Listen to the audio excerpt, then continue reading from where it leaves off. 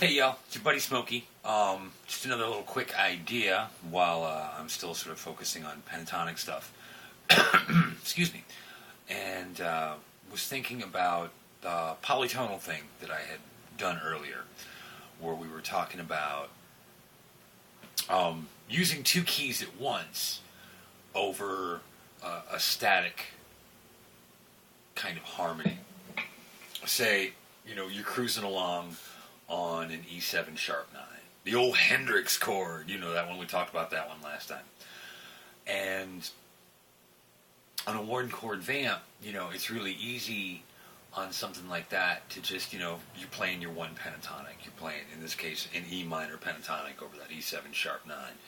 And I was talking about the device I had learned that a friend of mine credited to Rick Margitza, that when you wanted to slip out, a nice way to do it would be play that idea a major third down. Not that you'd have to move the scale per se, but you want to think about that other key. And in this case, we're in E minor pentatonic. Your substitute scale, the one you can go to, is a C minor pentatonic, because C is a major third down from E. And so you can slip in between those two things and, have yourself a blast with it. Now, what I had done the last time in the last video was two chords, two scales. What we're going to do now is one chord, two scales. So I set up a little vamp here, a little E minor 7 sharp 9, funky, slightly aggressive kind of thing. And I'm going to blow over it with some E minor pentatonic and some E Dorian. I like to mix those two up. And it's, the wrong thing to play over it, but it sounds right. And the great thing about, late 20th century, early 21st century theory is kind of are no rules anymore. There's really not. So if it sounds good to you and nobody else is sticking their fingers in their ear, you win. Hooray! Do whatever the fuck you want as long as it sounds good. That's the rule. So now we're going to do a little E minor pentatonic jam, and I'm going to be slipping in and out of C minor pentatonic, major third down. So here we go.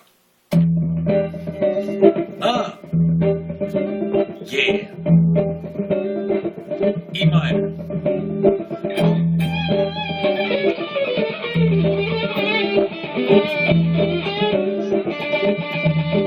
C. E.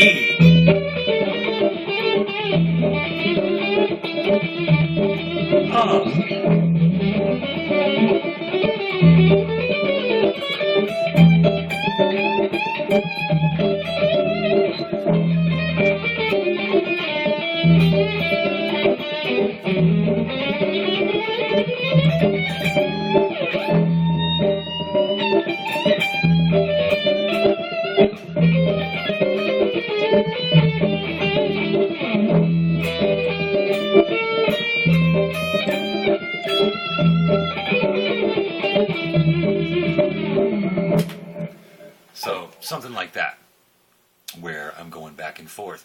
Now, when that slips out to that C, that's kind of a sort of sound. Can we do that again? And that's kind of what it does, but then you slide back in. One of the little things I was doing there is, I'm on the 12th fret, we're in E minor, and then I'm picking up that C minor pentatonic here at that C at the 13th fret on the B string. Then back down the minor.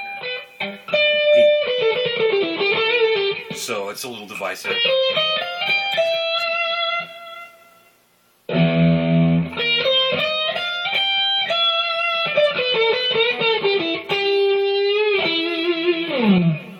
So there you can take, your great, just shreddy minor pentatonic thing, and now you get two choices, and you really get to kind of twist people's ears and catch their attention.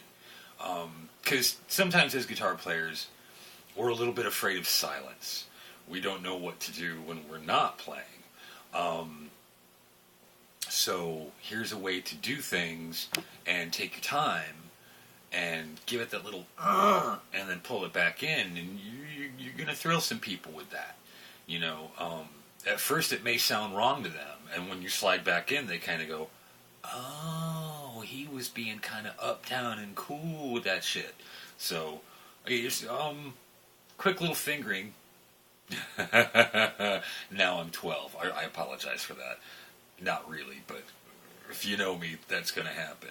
So we're going up the E minor pentatonic.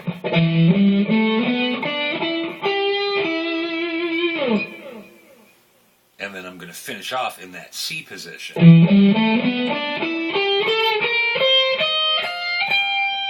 land on the E.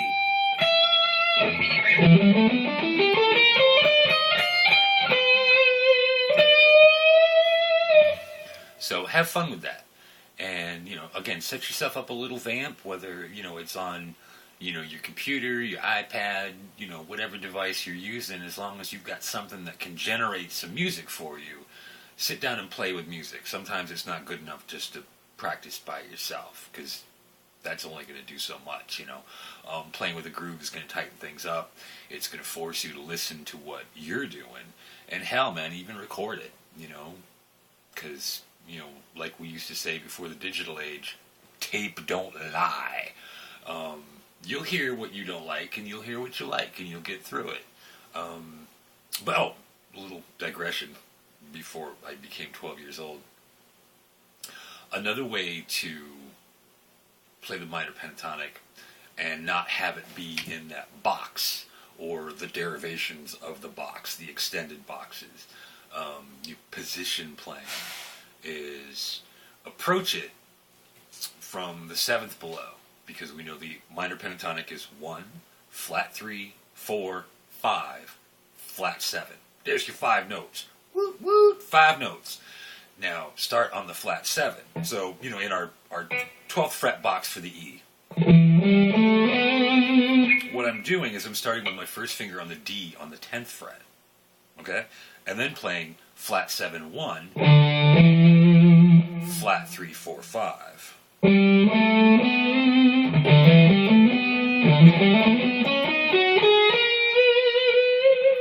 That was a happy mistake, wasn't it? That was kind of cool. But a fuck up nonetheless. So, octave, octave. And it's a nice little fingering, and it's a quick way to get from one point to another, still get those bluesy notes you want, but now you're doing it in a more lateral fashion instead of a vertical kind of fashion. So it allows you a little more use of the neck. You get from a lower note to a higher note instead of just playing here.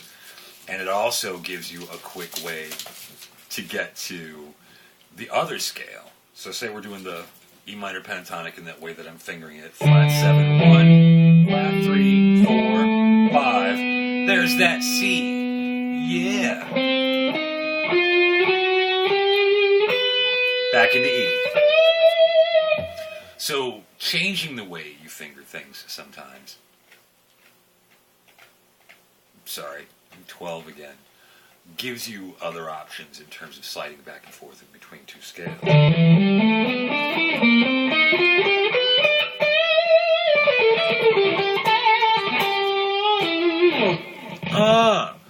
So, try approaching it from the note below the root, the flat 7.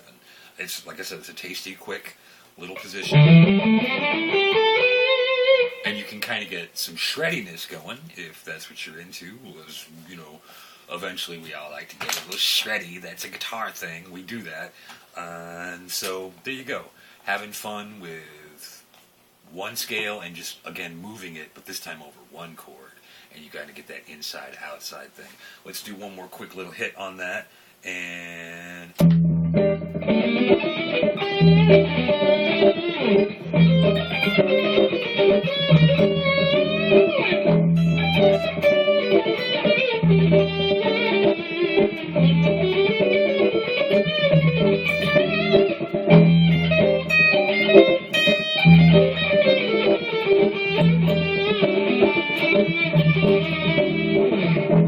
So, have fun, play around with it. Don't forget to move stuff down to major third, or not in the literal sense of here I am, hit my box, and then, which can be cool if you're really, really clever, and I'm just not that fucking clever. So there it is. But anyways, have fun. This one goes out again to all my 5-note brothers and sisters out there, going ahead and rocking those pentatonics, and man, just keep it up, because that's one of the cornerstones of American guitar music, and what has kind of spread across the world and informed other guitar players. Don't forget to check out people from other places, not just America, not just Britain. There's a bunch of crazy, crazy good cats playing in Southeast Asia right now. I've seen some really sick Indonesian guys right now. So, guitar culture is alive and well. We got a lot of people out there offering new things. So, even if you might consider yourself kind of old school or whatever, man, check out, everything that's going on. So, y'all take care. It's your buddy Smokey. If you got any questions, just put them right there on the page for me, and I'll talk to you later.